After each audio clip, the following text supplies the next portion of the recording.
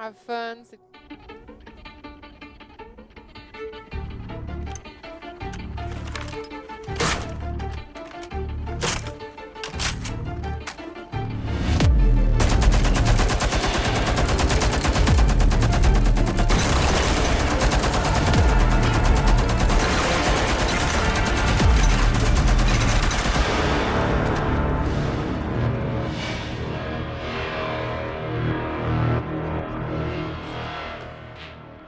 When I was little, my Savta taught me that silence was a woman's best garment.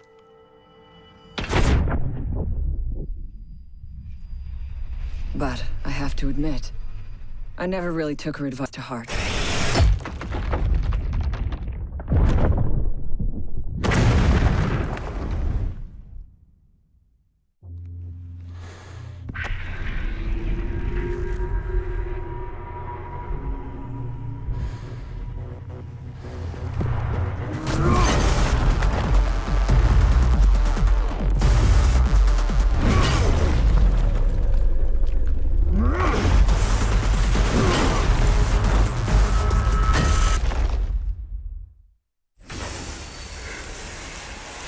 When you mix fuel, metal oxide, and metal powder in just the right way, it burns at 2,000 degrees Celsius. Hot enough to cut through nearly any barrier known to man. Throw some C4 into the mix, and you've got one hell of a combination. Hi everyone, I'm Jen. We are back. It's the last panel of the day. I'm super stoked to be here. I'm product manager on Rainbow Six Siege, and I'm very glad to be here today for the Tech Q&A panel. And I am joined by my fellow panelists. We have Alex, who is a physics programmer. We have LP, who is our audio director, and we have Jalal, who is our technical architect. And this time around, I got it. I'm very proud of myself. So yeah, today we will be doing a tech Q&A. So the first part, we're going to talk a little bit about what you guys do, and then after that we'll answer some questions from the crowd. So basically why these three wonderful guys are here. Alex has worked a lot on procedural destruction, so that's what he's bringing to the table today. LP, the sound propagation. It's a topic that I love, so I'm really excited to talk about it. And Jalal is here to talk about anti-cheat, as well as other online improvements and enhancements that we've done and that we're still doing, because there's always something to improve, so yes. Jalal is the man for that. So today, yeah, we're talking about these three technologies that really impacted Siege. It improved the gameplay experience and the player's experience overall, so it's kind of what unites all of us with this tech Q&A. And at the core of all technologies that we push in Siege, it's pretty much always that, like improving the gameplay experience. So let's get started, first of all, with procedural destruction. We wanted to kick it off with a short video that's talking about like our first vision for destruction. It was kind of like a prototype to prove how far we could take it. So let's check it out, and then we'll talk about it.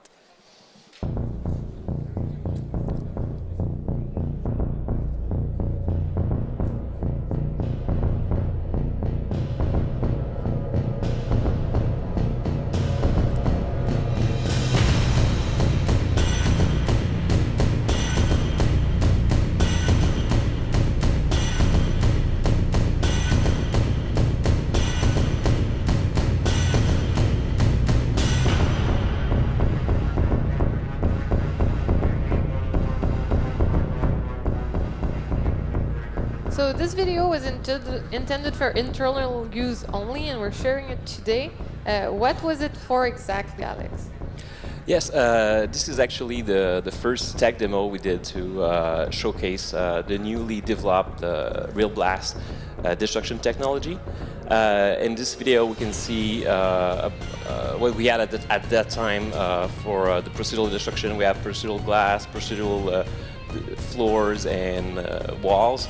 Also, we have a bunch of like destructible props and lots of particles effects. And this tech demo was done mainly to reassure ourselves that it was doable. Like with the tech and the current technologies that we had, we could do something like that. And in this demo, we there was no limitation. We kind of the goal was to make everything Like this showcase. Yeah, It was showcase. kind of a proof of concept. Yeah, how much far we could go, and so there was no limit. We could break everything. Even brick walls were breakable at that time. The floors were breakable. Like everything was breakable. So, and right after that, it's actually this was done before the conception phase. So after that, we So started. that's kind of the start of the Yeah. game in a way, right? It's one Yeah, of the exactly. main core texts that support the gameplay, right? Yeah, yeah. So right after that, we had to create, I would say, gameplay Around it. Yeah, prototype using this tech, and it's where everything started actually. Yeah. And we were discussing about it the other day, and you're telling me that it actually took a long time to do this proof of concept and actually making it playable, like in gameplay with 60 FPS. It was like a long process for the team. Yes. So you guys created a tool for it. Can you talk a little bit about the DAB tool? Yes, an interesting tool that we had to develop because creating that the specific demo was very difficult in terms of creating the assets. So that's why we created the DAB tool, meaning the destructible architecture building tool. And with this tool, the designer can basically just lay the layout of the walls, and then by selecting them, you can choose whether they're going to be fully destructible or only line of sight walls, as we call them. So if you can navigate through them or not. Yeah, exactly. So it's all the designer who's going to decide about what's breachable and what's not. And so you can see it's very easy to place doors and change the layout of the maps. And the cool part of that tool is that everything is fully breakable right from the start. So it's very easy for the level designers to iterate on the map layout. So they can play test everything they create really quickly, basically. They don't have to worry about the technical aspects of creating destructible procedural assets. Yes. And it really does bring a lot to the game, right? Like a lot of the replayability is based on that. It's a huge factor that players can modify every time. Yeah. The procedural destruction is really at the center of the game because with that tech you can basically break any part of the wall with any size of destruction is possible. Yeah, based on where you're standing, the angle, the caliber of the gun. So there's nothing that is predetermined in terms of the result. So it's always recalculating. And another thing that's recalculating at the same time as destruction is sound propagation. So we're going to kick it off with a quick video that kind of showcases sound propagation, and then we're going to talk about it. It's kind of showing like how the waves of sound work into our game. So let's check it out.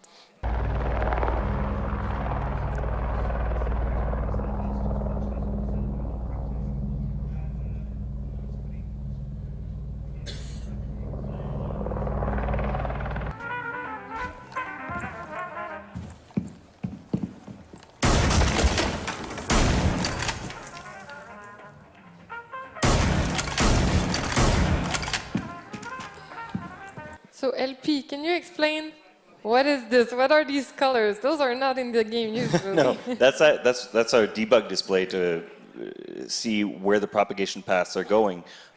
We did our community corner on this, but to quickly recap it, what we're doing different on Siege is instead of having sounds go through walls and occlude them, we're recalculating their path to go around walls. But with destruction, what's really cool is that you can recreate the map of sound where you can destroy a wall and create line of sounds if you want for the player to modify what he can listen to. So that's our debug display to illustrate what's actually happening in the algorithm. And that's something that's really important to players. Like at the first level, there's destruction. It's kind of obvious to new player. They see something breaking, they're like, wow. But the sound is kind of the second layer that you start paying attention to. And I know players it's a huge deal for them. So yeah, why is that in the game? Why not occlusion? Why not another technology? So it's kind of an audio designer's dream to have a more realistic way that sound propagates, and we've been working on this for a couple of years. and evidently we wanted it in Siege, but we hadn't really realized how important it was to Siege until we started playing the game, until the destruction was in, until we had our maps built. Why? Because our maps are much smaller than what we usually see. So having that occlusion, obstruction, which would be going around the walls, was that more important. And as well, because of bullet penetration, if you can hear somebody right through the wall, it'd be super easy to just shoot them through the wall, and then everybody would be frustrated at never knowing who shot at you. So leveling the playing field on that sense with propagation was like a huge plus and was really necessary. And it was also something that so it was going really well on the dev team floor with sound propagation. We're like, yeah, it's working with destruction, it's wonderful. Then we released in closed alpha, and players seemed like some were for it, some were against it, mixed reception. Can you tell me about this moment where we talked about it after? For sure. When we got the feedback from the closed alpha, a lot of people were not understanding, where the sounds were coming from. They thought it was coming from the left. No, it came from the right. And we talked about it quite a bit. And everybody on the dev team was like, "Wow, but this is really cool. So what's happening here?" And we kind of realized that it was really about communication. If we didn't speak about it, it was really hard to imagine how different this whole system would work. So as soon as we released the game, we worked on communicating it and really explaining it. And that was the big difference between the perception of the dev team versus the players in the closed alpha. I believe that once you understand it, that's where it becomes a tool, and that's where you really have fun with it. It's actually, it brings to your gameplay. It's literally, it's a new like you gameplay said, for sure. it's a tool. Yeah. And after we were live, after the alpha and everything, those were two texts that we kind of created before, and we're still iterating all the time, of course. But then came a lot of online tech pushes, because there was a lot of things to keep working on. And one of them was the anti-cheat that was around season 3 when it released. Jalal, well, first let's look at a short video of the moment we first enabled Battle Eye, and that was quite a key moment, yeah.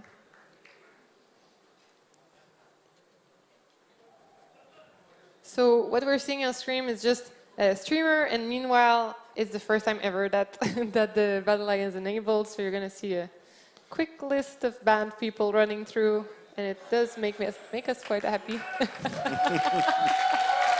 Thank you. So, Jalal, maybe tell me about how it felt when you pushed the button. Well, how was it? This was the first, I think, 1,000 band that we issued. Everything was around my desk, looking at, I was connected on a game, just to pretty much see the same thing as everyone will be seeing, and see the list of names, and everyone on the team was really happy and really enjoyed seeing a couple of months at work finally coming through and having this huge difference within the game. And what did it take to get to that point? Because people were wondering, right? Yes, well, that's the thing. When you're working on anti-cheat, you can't really communicate too much about it because you're doing security work. And when you're working on security, you can't really tell what you are protecting, what you are doing.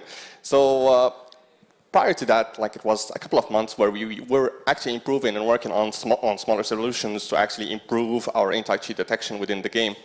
And then came the time to actually release Battle Eye. Mm-hmm.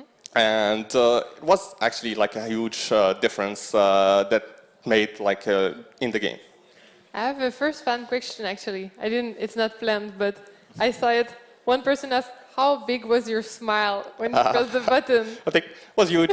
I think, someone, I think from another office even sent me a 3D printed band hammer afterwards, and there was, I think, pictures of me sent around in the office. So.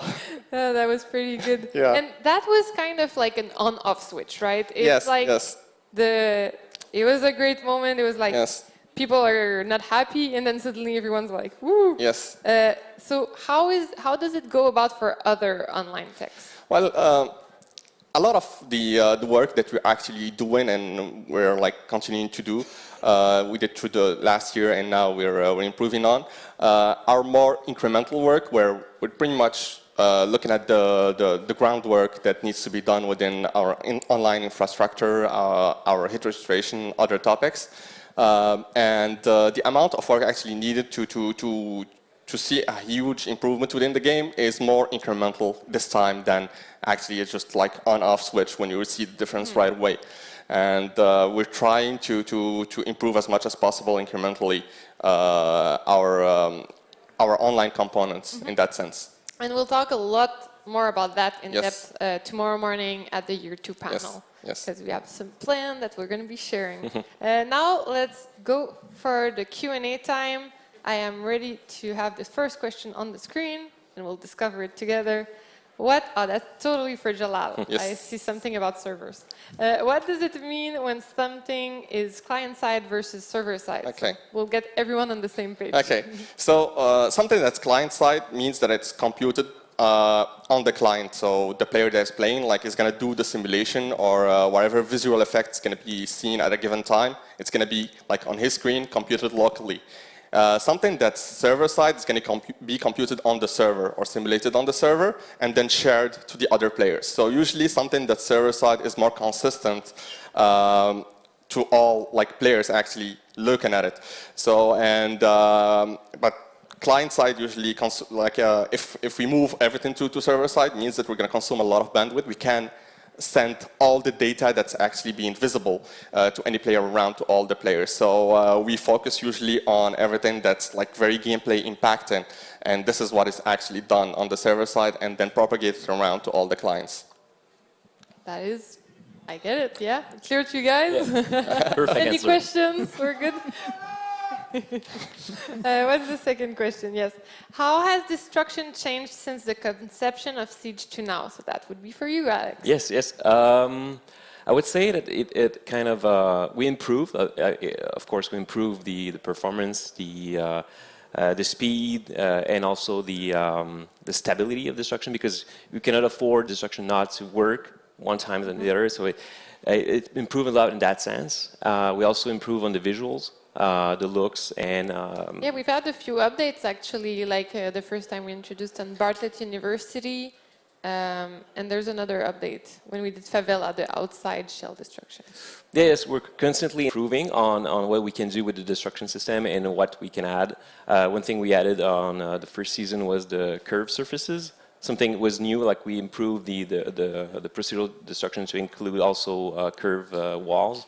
Other than that, I would say also we kind of reduced the number of from what we saw in the first demo. We reduced the number of things that can break because it can let's say it because it's impacting the gameplay. So we need to make sure that we decide which is breakable and what's not. But it's important to always stay at 60 FPS for sure and have yes. good gameplay experience. And I know also for a design side. Game designers, level designers, they iterated a lot with destruction, and they found that sometimes too much destruction is not necessarily the most fun for the game, because it's a lot to learn for a player. It's kind of intense. So yeah, actually, it's difficult to manage the gameplay well-wise and the level design when everything is breakable. So that's why we had to keep with some part of the buildings that are not breakable. So let's go to the next question. Let's see what it is. What goes into the pathing process for the patching? Sorry, thank you, for multiple platforms. So that would be more a Jalal question. Yeah. So usually when we publish an update, PC is the easiest platform because we control all the chain until we get a patch in the hands of the player. For consoles, we have to go through a submission process when it usually goes through multiple steps that has to do with the consoles validating the builds, and we usually have less control over the timings of those validations. So this is why usually we try as much as possible to push updates on PC first, to be more reactive, because we can be more reactive on PC and control whatever is happening to the end players with our builds. And then once it's safe, we push to everyone. Yeah, we push to everyone, because we can easily roll back on PC. Yeah. So let's go to the next question that we have. I think it's about sound. Yes, I knew we would have something for you, Elsie. Can you explain how sound works when a player is running above you? That's a really interesting one because one thing we got to know is that currently there's no system for reproducing 3D audio. There's some of them that are starting, but most people don't necessarily have anything. Like headphones, it's just 2 speakers, or a 5.1, it's a level plane. So how we get verticality understood? And the footstep thing is really interesting because we're tapping into what we call psychoacoustics. Psychoacoustics is what is, you've heard this sound before, and even though it's not being actually positioned over your head in your sound reproduction system, you associate it by being over your head because you've heard that before. Now, that doesn't mean that we are only using, or that we only want to use We're this just type of... playing tricks with your mind. That's exactly what we're doing with the footsteps. But we've been checking out a lot of solutions with VR coming out. A lot of people are working on algorithms that can actually trick your brain even more on any source of sound, and it's not as related as to what you've learned before, but more of how your head works and how your ears are made.